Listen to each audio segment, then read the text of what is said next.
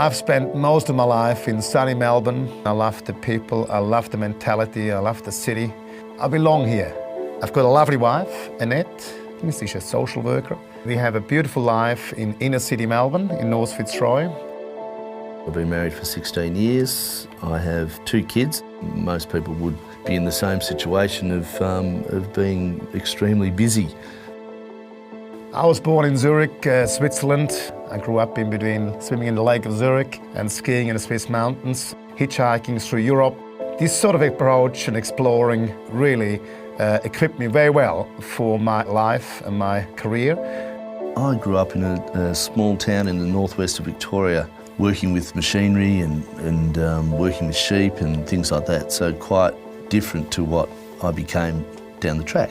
You got to know the stresses of when it didn't rain and market fluctuations with commodities, and you know, once you've had such a fantastic run for a period of time, it's not always going to continue that way, so you just have to be aware of it. I've become a commodity broker in the late 70s, early 80s because I want to achieve success. I had tremendous tutors when I was a young man in the late 70s in London and in the early 80s in Zurich. What I was always taught was no chips, no play, meaning have a smart risk management in place, stay away from short-term greed, have a long-term vision and stick to your plan. Keep it simple, keep it disciplined and gear as little as you can. Every day morning, Marcus and I'll catch up for a bit of a coffee and a bit of a brief about how the markets are looking, the trend or what's happened overnight. Investing in today's landscape is a challenging one. We have central banks at zero rates. They're obviously out of options. Now, does that mean you're out of options as well?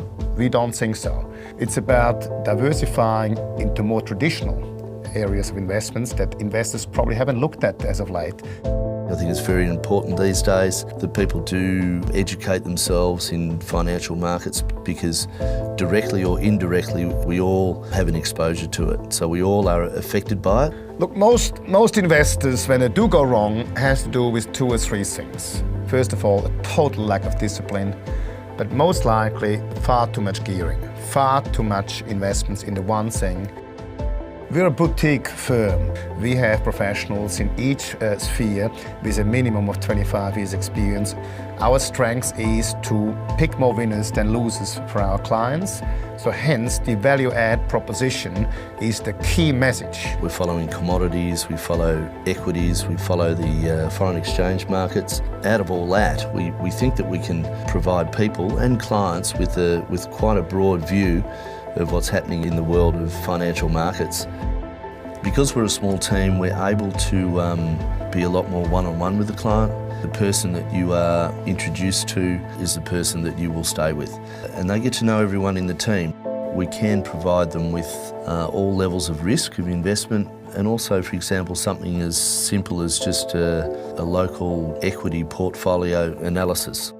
If what we provide to people helps them with making the right investment choice, that's how we want to operate our business.